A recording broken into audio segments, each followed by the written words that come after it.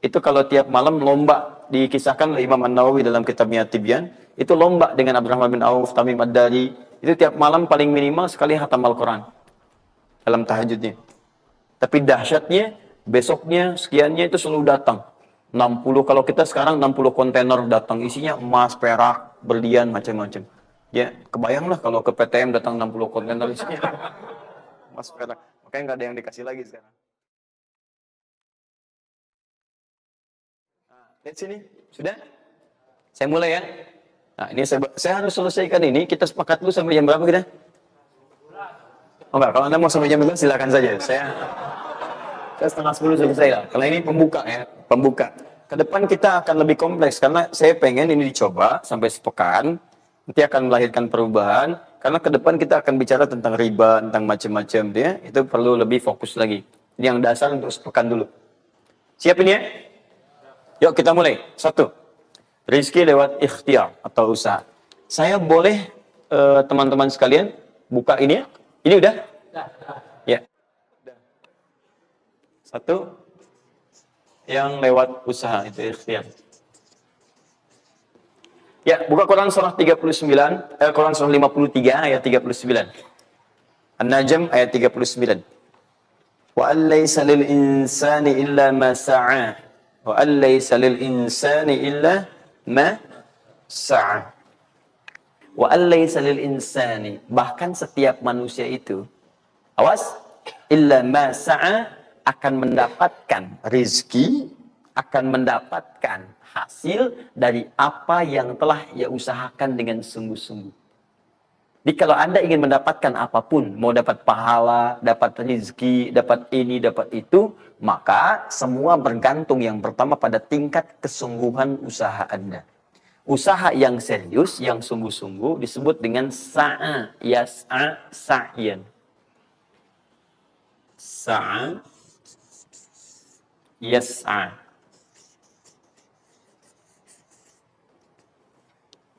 Sa'yan.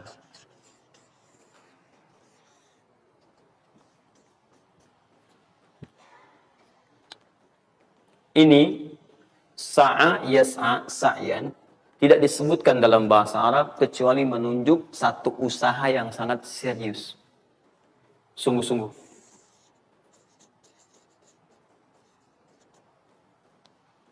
Di rizki yang pertama ini, sifatnya kata Al-Quran, langsung Allah yang menyampaikan.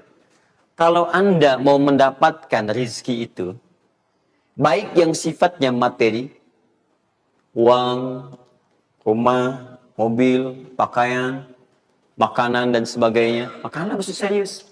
Usaha. Usaha yang serius. Saya belum bicara bagaimana cara usahanya. Tapi Quran ingin membangun komitmen dulu. Anda mau usaha enggak? Anda usaha, saya kasih kata Allah. Jadi kalau Anda enggak usaha, enggak akan turun rezeki.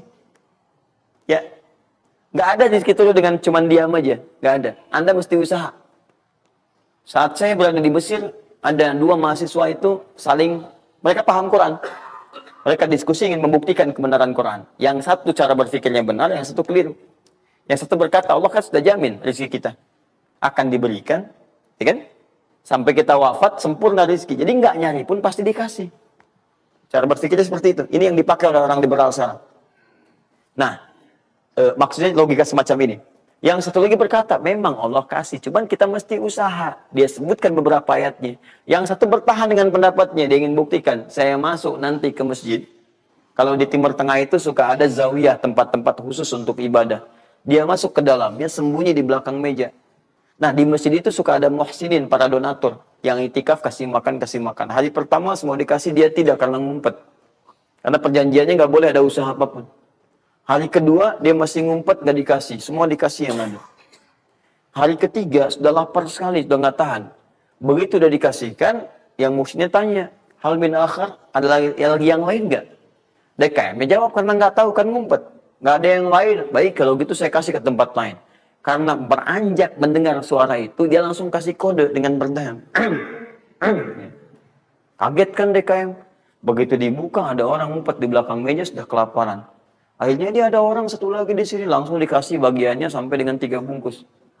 Begitu dikasihkan itu, teman yang kedua tadi yang mengatakan mesti ada usaha, langsung mengejar pada teman yang bersembunyi. Dan dia katakan, kan saya bilang dari awal, rezeki itu mesti dicari, walaupun dengan sama. Saya juga sama, Ustadz pemateri misalnya kan, begitu kehausan ya, dia kan, misal, dia datang, macam-macam. Misal.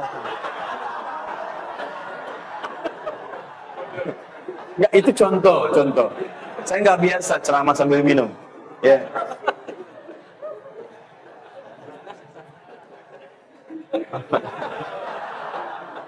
Jelas ya?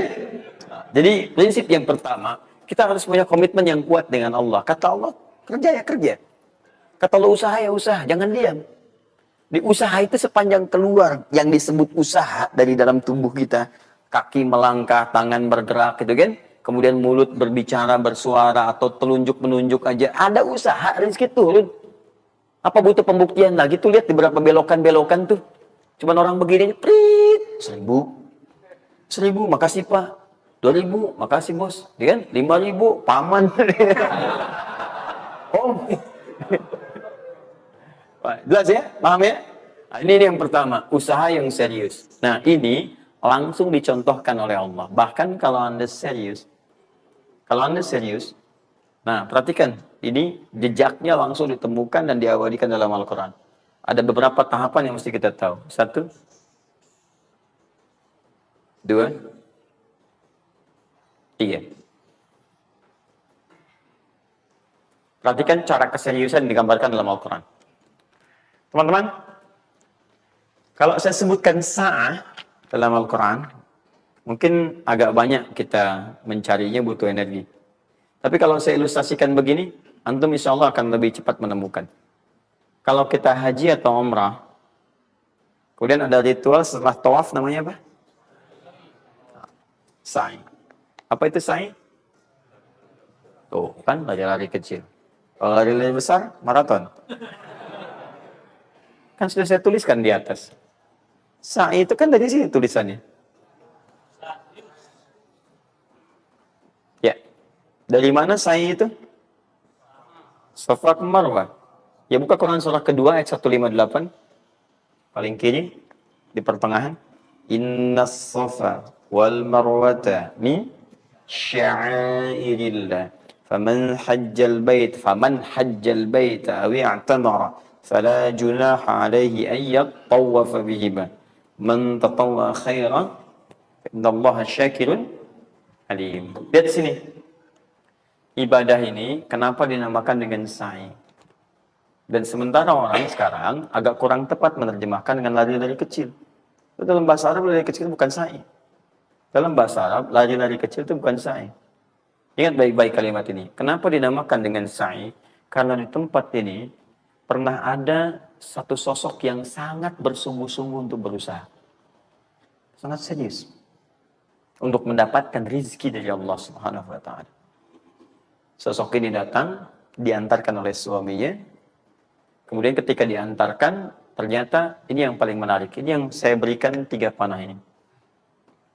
Diabadikan kisah ini di Quran surah ke-14, ayat ke-37.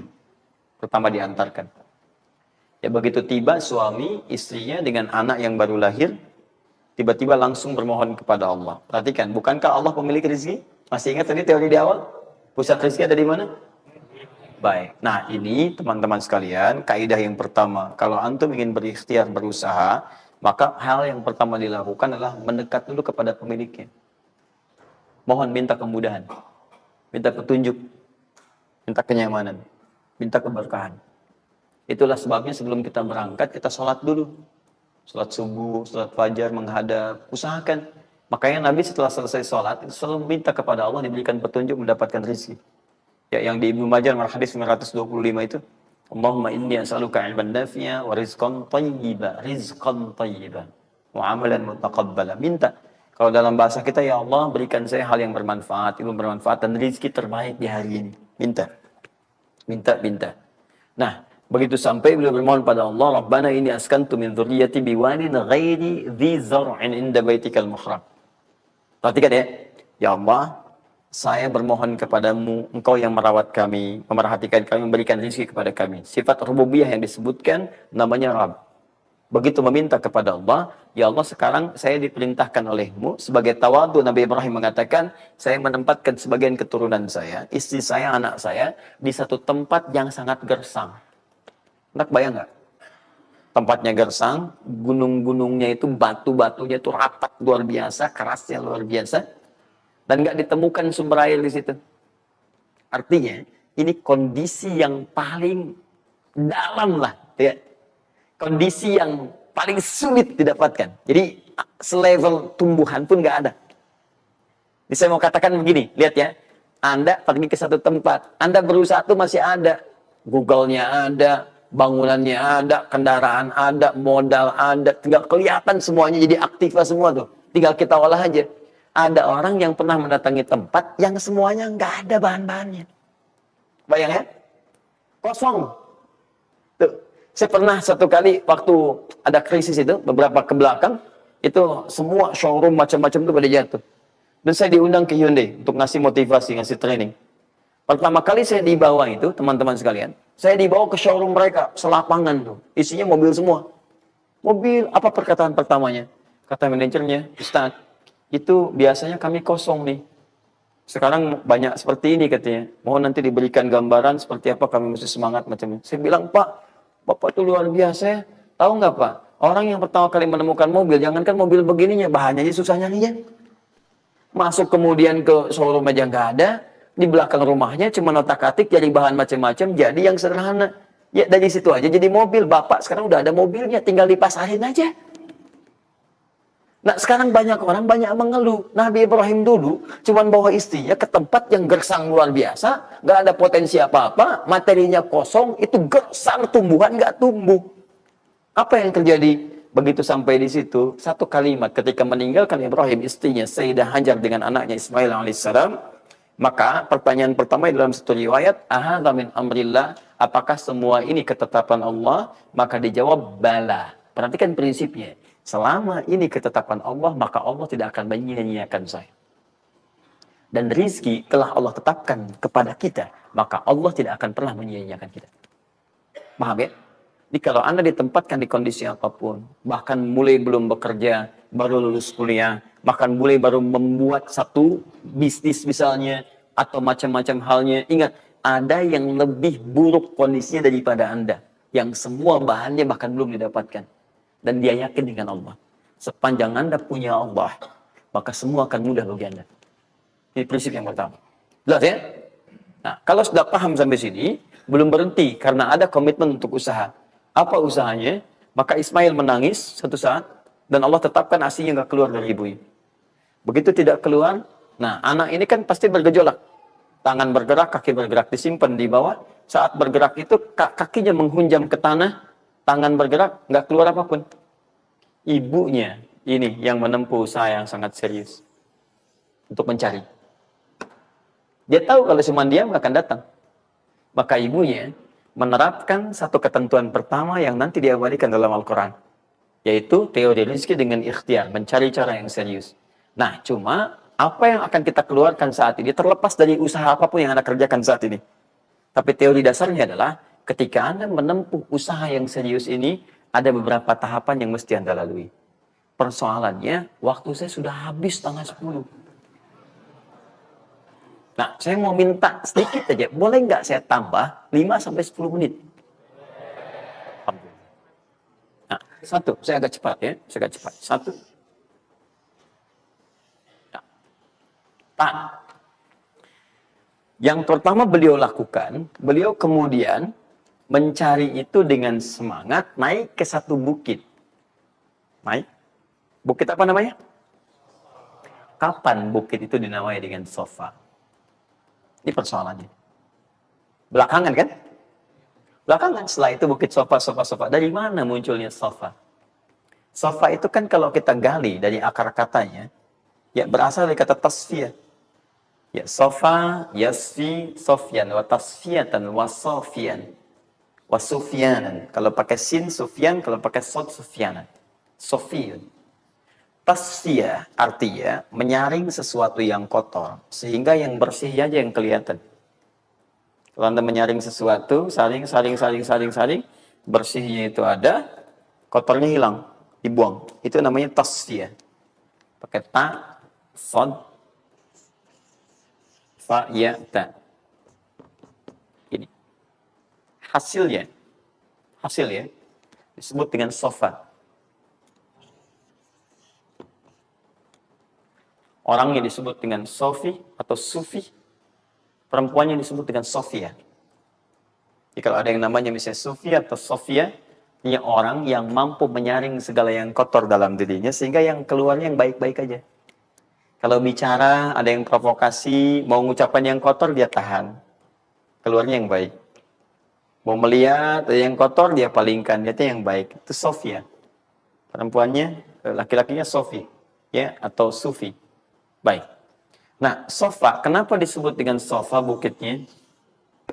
Karena pada saat itu, walaupun tidak ada modal, situasinya sulit, beliau bisa menyaring keadaan dirinya, sehingga menghilangkan yang kotor-kotor dalam benaknya, dan yang ada cuma prasangka baik kepada Allah Subhanahu wa Ta'ala. Maksudnya, Pak, kalau Anda ingin memulai usaha, sehebat apapun, walaupun nggak ada modal, nggak ada apapun, hal pertama modal terbaik yang Anda mesti lakukan adalah berprasangka baiklah kepada Allah Subhanahu wa Ta'ala. Safa. Positive thinking kepada Allah. Allah sudah janjikan kepada saya, maka saya akan memenuhi apa yang Allah perintahkan. Dan akhirnya Allah memberikan apa yang dijanjikan. Udah sih? Kalau Anda memulai dengan perasaan yang baik, yang positif, nanti Allah akan angkat Anda berada di puncak seperti Sayyidah Hajar naik ke atas bukit itu. Lihat ya? Dan perasaan Anda pun akan enak.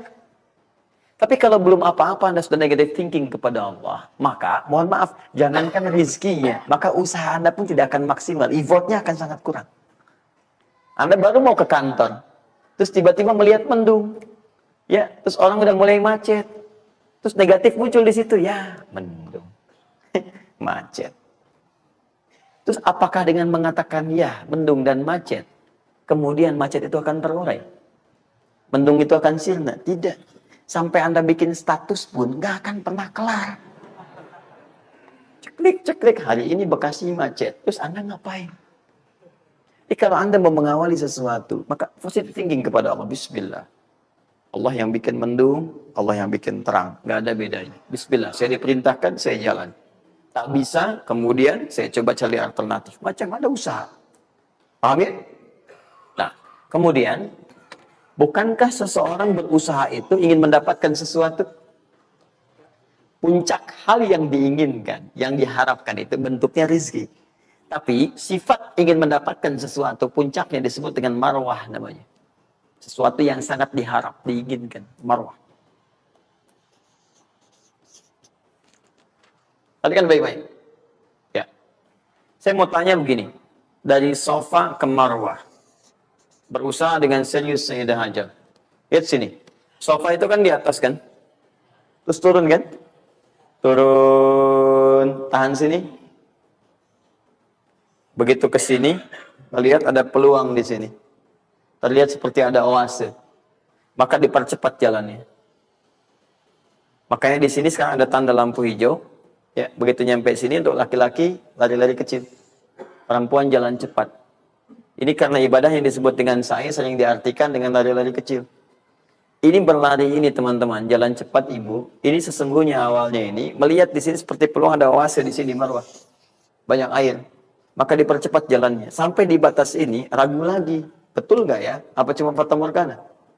Tapi yang paling dahsyat adalah dia memastikan dengan ikhtiarnya. Saya mesti pastikan dulu, jangan menduga-duga. Dikejar sampai ke atas. Begitu kepastiannya tidak ada sama sekali. Ternyata fata morgana saja. Dari sini balik lagi, mungkin di sini ada. Ya, balik lagi ke tempat tadi, balik dilihat sini kayak ada betul di sini. Balik nyampe sini fata morgana. Bola balik sampai dengan 7 kali. Ya, dari sini ke sini 1. Sini ke sini 2. Ini 3, 4, 5, 6, 7. Ingat, sofa selalu genap, marwah selalu ganjil. Kalau Anda umrah, kemudian tiba-tiba Anda merasa berakhir selesai, tapi posisi Anda di sofa, kemungkinan cuma dua. Kalau bukan Anda kurang baru 6 kali, atau Anda terlampau soleh 8 kali. Pasti di sini. Nah, apa hikmahnya? Proses ini disebut dengan sa'i. Perhatikan baik-baik. Tahan, fokus. Ketika Anda berusaha, teman-teman, maka mulailah dengan berpositif thinking kepada Allah. Tapi ingat, usaha Anda tidak akan selamanya ada di atas. Mungkin suatu saat akan turun. Kan? Mungkin Anda ada di puncak. Mungkin suatu saat Anda turun. Mungkin kadang ada di puncak. Kadang stabil aja. Tapi kalau Anda melihat peluang, cepat kejar selama peluang itu baik. Itulah yang dimaksud dengan kompetisi yang sehat. Ada paten kejar. Ada tender, ikut tender dengan cara yang baik, cara yang normal. Ikut. Kalaupun bukan rezeki Anda, nggak ada masalah. Dan jangan pernah macam-macam lah. Saya dah ajar kan nggak pernah nyogok sama malaikat. Malaikat, cepat sini dah gitu. Saya kan di sini Nabi gitu ya. Kau minta apa saya kasih. Kan nggak pernah. Ya biasa aja bolak-balik. Ya walaupun mungkin ketika Anda kejar, itu bukan bagian Anda. Mungkin cuma fata morgana, nggak ada masalah. Saya kasih rahasia besarnya. Sepanjang Anda betul-betul ikhtiar dilakukan karena Allah, maka perhatikan baik-baik. Kadang-kadang Allah seakan menunda apa yang menjadi hak Anda, bukan ingin menunda dan membiarkan Anda tidak mendapatkan sesuatu, tapi ingin memberikan semua nikmat secara sempurna. Karena di atas itu ada nikmat pahala, ada nikmat doa, ada nikmat istighfar, ada nikmat usaha, dan nikmat hasil yang tiada terputus. Tidak terputus. Lihat sini. Kalau antum sehari berusaha, nggak dapat apa-apa. Memang, mohon maaf, hasilnya belum dapat diraih. Belum dilihat tuh. Tapi bukankah pada saat itu, doa antum akan bertambah? Bukankah malamnya salatnya nambah? Tahajud? Bukankah di situ kadang-kadang kita istighfar, ya Allah? Teman-teman, bukankah istighfar menggugurkan dosa?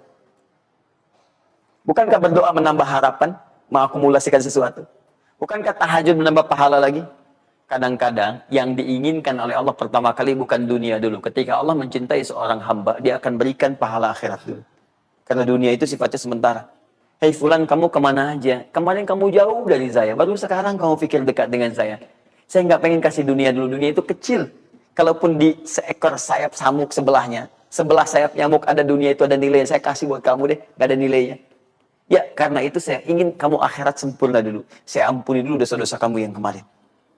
Begitu sudah diampuni, hari kedua istighfar lagi diampuni, saya kasih pahala yang banyak. Begitu pahala udah dapat, dosa udah diampuni, baru dunia diakumulasikan. Karena hukum dunia itu, kalau antum usaha, akan terus diberikan. Jadi nggak ada yang nggak dikasih. Jadi kalau antum sehari bekerja ini, kelihatannya nggak dapat apa-apa. Bukan nggak dapat apa-apa, disimpan untuk diakumulasikan. Nanti dosa antum tuh udah hilang, amalan udah banyak, antum dapat banyak. Kadang-kadang nggak sadar kalau saat dapat banyak itu sebetulnya itu hasil usaha antum sebelumnya. Itu teorinya begitu. Ya, jadi nggak ada yang nggak dapat apa-apa, semua akan dinilai. Sepanjang antum bergerak dikasih, dan antum buktinya hidup juga.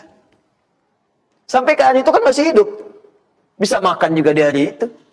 Bisa beraktivitas juga, sehat juga, dan sebagainya. Belum dapat apa. Makanya kata Nabi, yang hari itu ada makanan, dia orang kaya sebetulnya. Kalau besok masih ada lagi, kaya banget. Antum sampai sebulan masih ada cadangan. Kenapa kita mesti berkeluh kesah? Dan belum tentu hidup juga sampai besok. Yang tuh mau ngumpulin apa? Nah, maka prinsip yang terbaik adalah, ketika antum berikhtiar, ikhtiar usaha yang maksimal. Tapi jangan khawatir, kalau antum kerja sehari nggak dapet, 2 hari belum ada usaha, jangan khawatir teman-teman sekalian. Rumusnya mengatakan, semua ketika badan bergerak, maka rezeki dituliskan untuk keluar. Tapi kadang-kadang, ada yang Allah inginkan lebih besar dari apa yang Anda harapkan. Apa yang Allah harapkan, ikutkan ke situ, maka Anda akan mendapatkan akumulasi bagiannya. Itu yang dilakukan oleh Sayyidah Hajar. Begitu beliau kemudian naik ke Marwah, nggak dapat. Naik ke Safa, nggak dapat. Apa pernah tertuliskan dalam riwayat sedikit aja Sayyidah Hajar mengeluh? Tunjukkan kepada saya kitab mana yang pernah menunjukkan riwayat ketika bolak-balik itu kemudian Sayyidah Hajar berkata, ya Allah, Saya kan istri Nabi, saya kesini memenuhi perintahmu ya Allah. Ini udah capek, kenapa belum turun juga? Pernah nggak? Kedua, ketiga, keempat, kelima, sampai ke yang ketujuh. Begitu sampai di Marwah, baru kemudian diakumulasikanlah itu. Apa yang terjadi? Ibunya yang usaha bolak-balik, bolak-balik, bolak-balik. Akhirnya keluar dari mana? Anaknya, kakinya kemudian menghentak lagi. Tiba-tiba keluar air dari situ. Pertanyaan saya, ibu yang lebih tahu di belakang. Kan kalau anak itu sedang haus, pasti tangan kakinya bergerak kan? Kenapa saat pertama disimpan bergerak, airnya keluar? Sudah 7 kali bolak-balik, baru air keluar.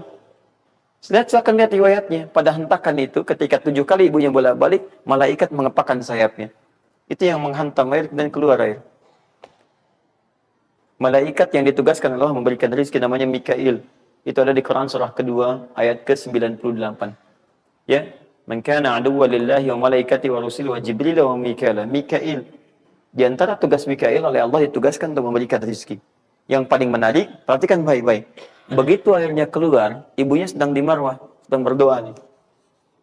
Makanya kalau sa'i, di sofa ngadep ke kiblat berdoa dulu, ke Marwah ngadep ke kiblat berdoa dulu. Begitu sedang berdoa, nyampe ke Marwah yang ketujuh, anaknya lebih kencang menangisnya. Ibunya mendengar suara nggak biasa, dikejar ke sini. Begitu kejar ada air. Apa kata ibunya? Lihat kalimatnya. Zam, zam, zam, zam. Ibunya tidak mengatakan ijma, ijma, ijma, tapi zam, zam, zam, zam. Zam itu artinya kumpul jangan berhenti, kumpul jangan berhenti, kumpul jangan berhenti. Sampai sekarang air itu tidak pernah berhenti. Perhatikan bagaimana akumulasi pekerjaan seorang ibu yang sangat serius menghasilkan rezeki bukan hanya untuk dirinya, untuk anaknya, cucunya, cicitnya, dan berganti generasi sampai kita sekarang. Kita aja ke zaman Nabi Muhammad, itu teman-teman sudah lewat 15 abad. Nabi Muhammad ke Nabi Ismail 29 generasi. Satu generasi bisa ribuan tahun. Nabi Muhammad ke Nabi Musa nya 2000 tahun, ke Nabi Isa 600 tahun. Sekarang ke Nabi Ismail 29 generasi. Muhammad bin Abdullah bin Abdul Muttalib bin Hashim bin Abdul Manaf bin Qusay bin Murrah bin Kilab bin Ka'ab bin Ghalib bin Fihir bin Malik bin Nadar bin Kinana bin Khuzaimah bin Mudrika bin Ilyas bin Salam bin Nizar bin Mudar bin Ma'ad bin Addan bin Adi bin Adri ya bin Muqawwam bin Nahur bin Tali bin Ya'rub bin Yasib bin Nabit bin Ismail alaihissalam. 29 generasi. Yang bisa mengulang 29 ini saya bebaskan passwordnya untuk menghafal Quran di pekan depan. Silakan. Boleh, silakan. Tapi kalau salah satu tambah satu ayat. Jelas? Terakumulasi. Maka boleh jadi kita berusaha bekerja sehari belum dapat, 2 hari dagang belum dapat, tenang. Begitu antum 3 hari, tiba-tiba dagangan diborong habis. Itu sebetulnya usaha antum yang sebelumnya. Tapi antum dapat bonus ampunan dosa, pahala, macam-macam. Maka jangan mengeluh. Dan jangan pernah antum sekali-kali, awas ya, awas. Mengeluarkan kata-kata yang seakan-akan Allah menghentikan rezeki antum. Maka disitulah kesulitan paling sulit akan antum awali. Ya Allah, apa engkau nggak sayang dengan saya? Saya perlu usaha apa lagi? Kenapa belum diberikan juga? Dan sebagainya. Itu kadang-kadang membuat seseorang kalau sudah kehilangan arah seperti itu sampai meninggalkan agamanya. Itu yang paling fatal. Pahamin? Keluarkan. Tidak usah mikir, tidak usah macam-macam. Dah, 2,5% keluarkan. Itu 2,5% itu paling minimal. Kalau mau 5% keluarkan. Ingat rumusnya, kenapa disebut zakat? Di antara makna zakat itu adalah Quran surah ke-14 ayat 7. Nah, tadi Quran surah ke-9 ayat 100 berapa tadi? 3. Quran surah 9 ayat berapa tadi? 60. Yang bonusnya jangan lupa masih di dalam kotak. Quran surah kedua ayat 261 sampai pintar. Ya, alhamdulillah. Kotak wajib dihafal.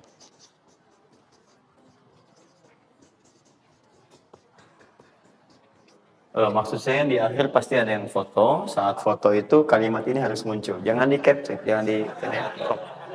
Jangan di crop. Fokus. Nah, sekarang rezekinya sudah ada. Bagaimana Anda mendapatkan akselerasi dari peningkatan?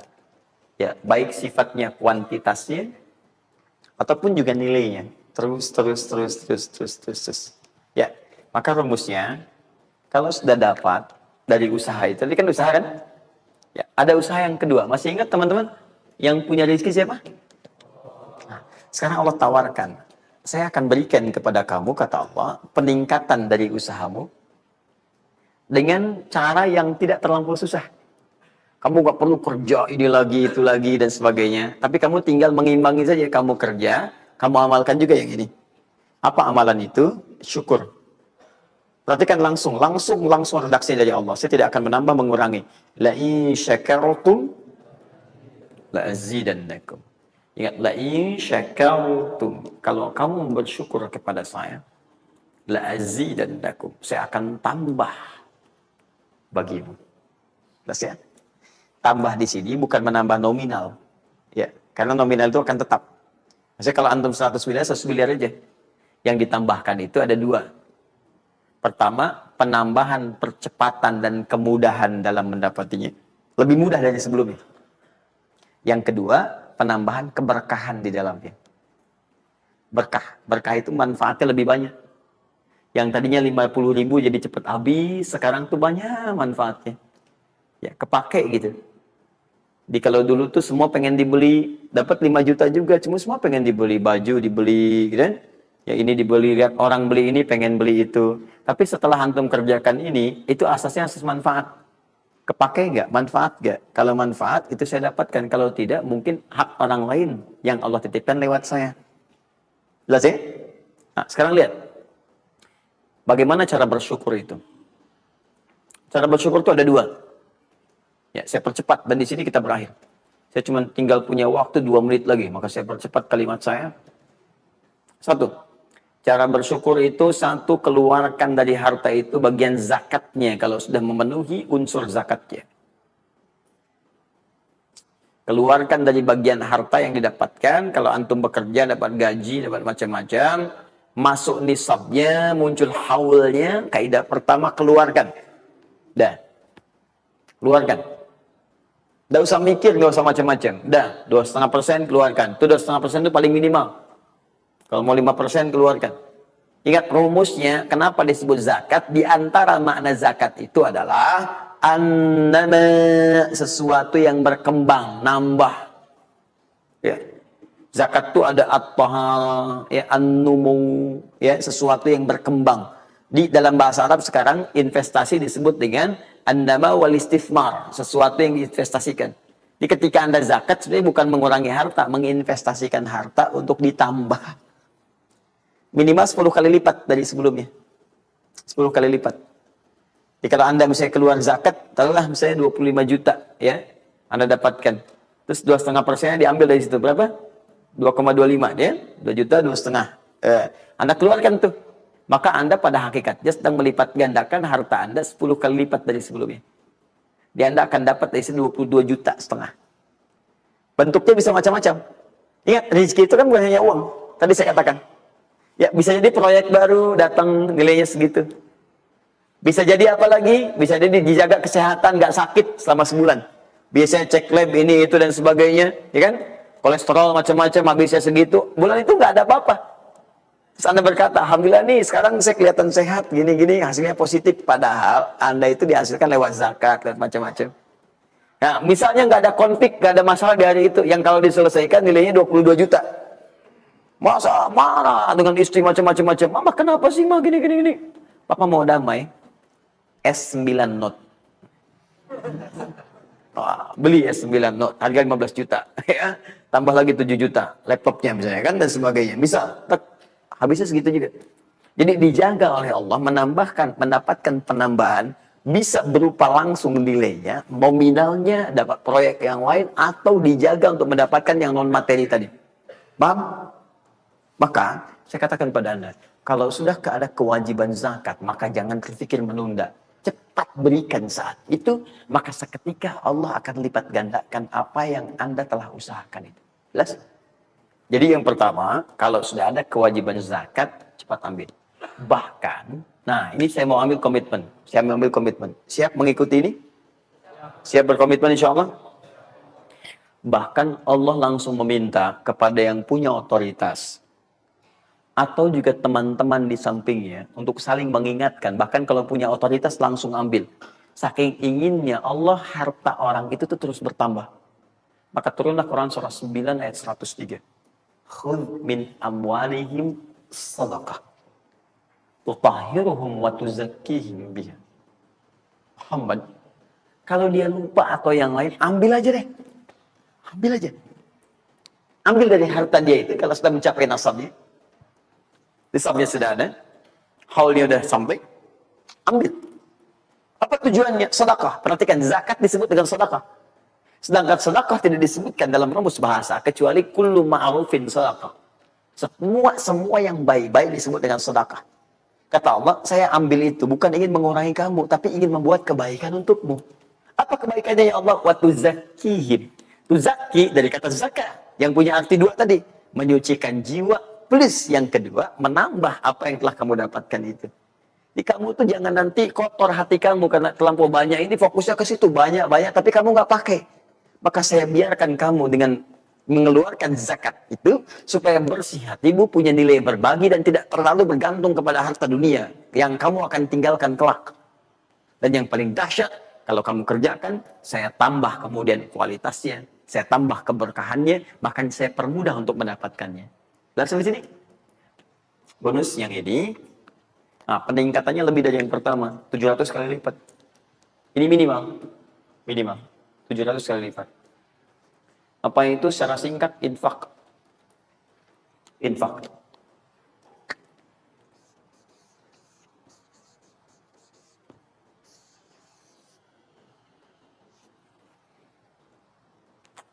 Sudah?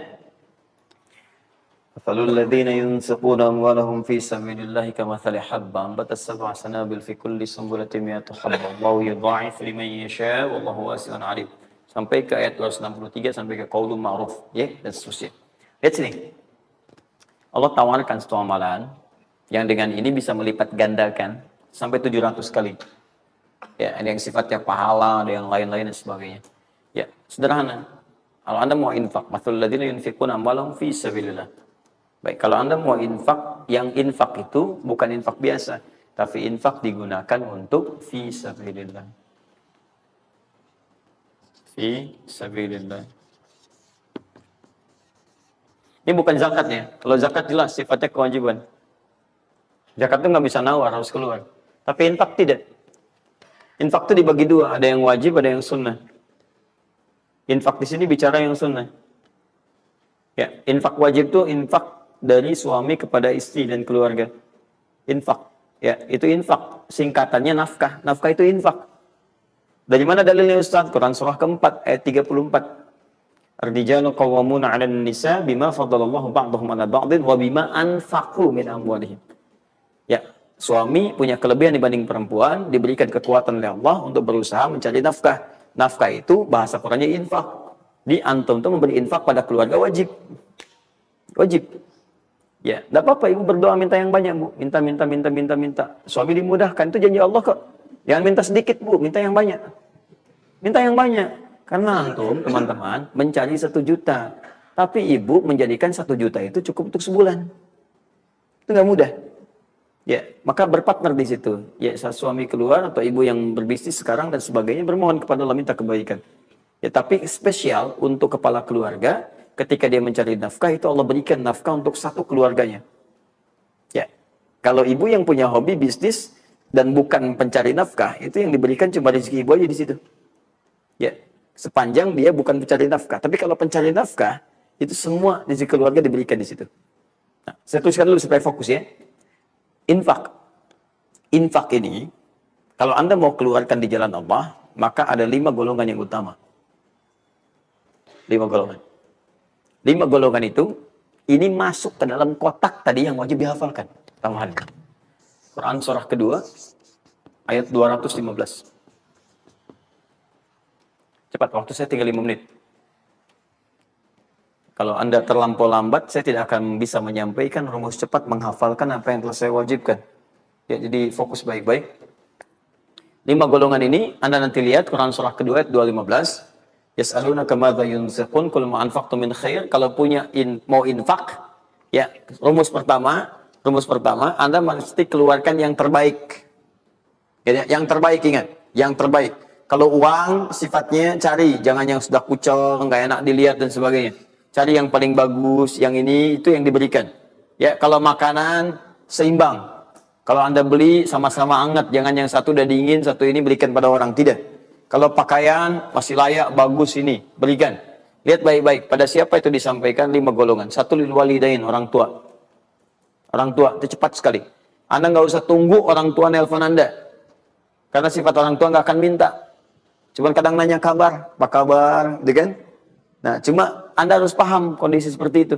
Sama seperti Anda, mama, tahu makan ya nak ya. Lapar ya. Waktu kecil kan begitu. Anda pun mesti bisa baca sinyal orang tua. Kalau udah telepon, nanya kabar tuh. Gak usah ditunggu. Begitu Anda ada kelebihan, langsung berikan. Paham ya? Bahkan jadi wasilah nanti. Nanti lain waktu kalau sudah waktu luas saya berikan gambaran. Bahkan saat susah pun, saat macam-macam pun, itu ada rumus nanti berikan infak pada orang tua. Maka ketika orang tua mengatakan, ya Allah berkahi anak saya, mudah ya, itu langsung mengguncang arsy. Nanti saya tunjukkan hadis-hadis sahih dalam kajian spesifik nanti ketika kita masuk ke dalam babnya. Di riwayat Al-Bukhari dalam kitabnya Al-Adabul Mufrad. Bagaimana perannya orang tua begitu penting bagi keberkahan dan pencarian usaha kita. Ya. Kemudian wal aqrabin, kerabat terdekat. Kerabat terdekat. Kerabat terdekat itu sifatnya ada 2. Bisa kekeluargaan. Ya, keluargaan, anak paman, bibi, ya ponakan macam-macam dan sebagainya. Ya, kemudian bisa juga tetangga kita nih, yang samping-samping. Aqrabin, yang paling dekat dengan kita. Mereka itu sangat menentukan. Kalau antum nggak perhatikan, berbahaya juga bagi kehidupan antum. Antum sukses di kantor, tapi nggak perhatian sama tetangga. Begitu ada maling macam-macam, malah didorong tuh sama tetangga. Bayangin aja, habisin. Bukan, memang nggak pernah perhatian sama kita, biarin aja gitu kan. Nah itu kan yang repot ya. Wal yatama, anak yatim 3. Yatim itu cepat sekali. Tapi jangan berlebihan. Ya nanti terakhir saya tutup lah. Yatim wal masakin, orang miskin. Orang miskin. Wabnis sabil, orang yang kesulitan di jalan.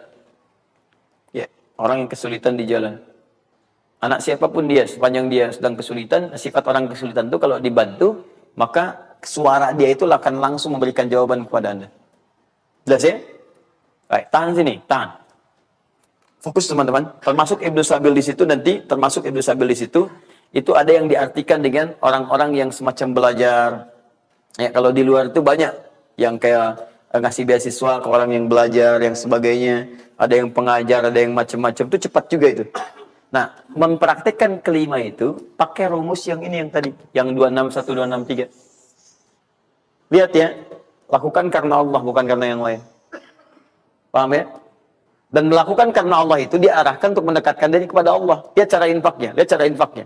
Misal, antum ingin ngasih misalnya kan. Nih. Saya mau ngasih pakaian. Pakaian yang Allah sukai. Kasih baju koko. Kasih sarung. Ya kan? Bisa kalau dia mau sekolah, kasih perlengkapan sekolah. Berikan mushaf, berikan mukena, berikan macam-macam. Ya, untuk misalnya biaya sekolahnya. Kalau bisa bergantung pada antum, sekolahkan ke tempat yang Allah sukai dan sebagainya. Itu cepat sekali investasi. Dan pahalanya nggak akan berkurang. Ngalir terus. Jadi kalau dia baca Quran, antum dapat pahala dan seterusnya. Dan itu sampaikan dengan cara yang bijak. Kalau sudah ngasih, saran saya, lupakan. Jangan diungkit-ungkit, lupakan. Makanya bahasa Qurannya, qaulun ma'rufun, wa maghfiratun khairum min sadaqatin yatba'uha hadza. Kata-kata yang baik, ya, dan maghfirah, permohonan ampun, maaf. Ya, kalau nggak bisa ngasih, minta maaf, langsung kemudian lupakan. Jangan diungkit-ungkit, jangan macam-macam, supaya tidak hilang pahalanya. Begitu sudah itu dilakukan, itu lebih bagus. Bahkan saat antum nggak punya pun, berkata baik lebih bagus daripada ngasih, tapi seringkali diungkit-ungkit atau dengan kalimat yang tidak menyenangkan. Dikasih, gitu kan? Aduh, mas terima kasih, ya sudah dibantu, gini-gini. Nggak apa-apa. Itu kan rezeki cuma titipan dari Allah. Hak ibu juga, hak kita bersama. Ibu kan miskin. Misalnya, itu paling nggak enak. Dah, cukup. Saya tutup. Ini yang saya mohon maaf ya, mungkin teman-teman yang lain punya kebiasaan. Saya tuh kalau ada ulama atau yang lain baik, saya contohkan dari sana. Tapi kalau nggak ada, atau ada pengalaman kita yang baik, yang kira-kira tidak menghadirkan perasaan yang berlebihan, saya bagi, mungkin antum bisa ikuti. Nah, saya coba membiasakan yang orang-orang dulu biasakan, guru-guru saya biasakan, dan itu pengaruhnya sangat dahsyat. Kalau antum mau lebih cepat lagi, biasakan begini. Menerima pendapatan dari manapun, walaupun bukan gaji atau apapun, cobalah antum keluarkan dari situ, niatkan sebagai sedekah. Saya ulang ya, menerima berapa peser pun dari manapun pendapatan, coba antum keluarkan sebagai sedekah. Misal 2,5%, 5%, keluarkan aja. Bagi siapa. Demi Allah saya katakan, begitu antum kerjakan itu karena Allah, maka Allah akan merawat Anda dan menjadikan dunia kecil bagi Anda. Apapun yang Anda butuhkan, ada, dan kecil sekali. Dan Anda sudah nggak melihat, nggak ada nilainya tuh dunia itu. Ya, jadikan kebiasaan itu. Kalau ada pakaian sudah Anda pakai, datang lagi yang baru, ini yang lama kasih aja, yang layak dipakai dan sebagainya. Seperti itu biasakan. Begitu Anda biasakan, nanti Allah jadikan kecil dunia bagi pandangan Anda. Ada nilainya. Dah. Paham ya? Itu kalau antum mau ikuti silakan, atau kalau mau bertahan di yang pokok silakan. Saya sudah katakan, saya tidak akan menambah waktu lagi karena sudah jam 10. Pas 12 menit saja apa yang saya minta, dan saya tutup dengan kalimat, kalau ingin dimudahkan menghafal ayat-ayat yang disampaikan, maka caranya cuma dua. Satu, yakinkan antum bisa menghafalkannya. Yakin, jangan ragu. Bisa. Yang kedua, anggap mudah. Pokoknya kalau sedang ada merasa susah, mudah. Bisa insya Allah. Ya, siap? Ya. Mudah atau susah? Yakin? Berapa ayat tadi? Sedikit. Itu banyak tuh jadi susah. Saya ulang, jangan pulang. Mudah atau susah? Yakin? Berapa ayat? Luar biasa. Alhamdulillah. Baik teman-teman, saya kira cukup kali ini. Ini kita pembuka. Jangan khawatir, sekali lagi Anda yang tertinggal sudah saya siapkan. Ini ada 3 lembar. Insya Allah yang jadi panduan kita, bakal jadi buku insya Allah. Ya. Kapan diberikan ini? Luar biasa. Baik ya. Subhanakallahumma bihamdika asyhadu an la ilaha illa anta astaghfiruka wa atubu ilaik. Wa akhiru da'wana alhamdulillahirabbil alamin. Wal 'afwu minkum. Pintu masjid ini hanya ada 3. 1, 2, 3. Dan pekan depan, pintu itu hanya dibuka dengan ayat-ayat Quran. Assalamualaikum warahmatullahi wabarakatuh.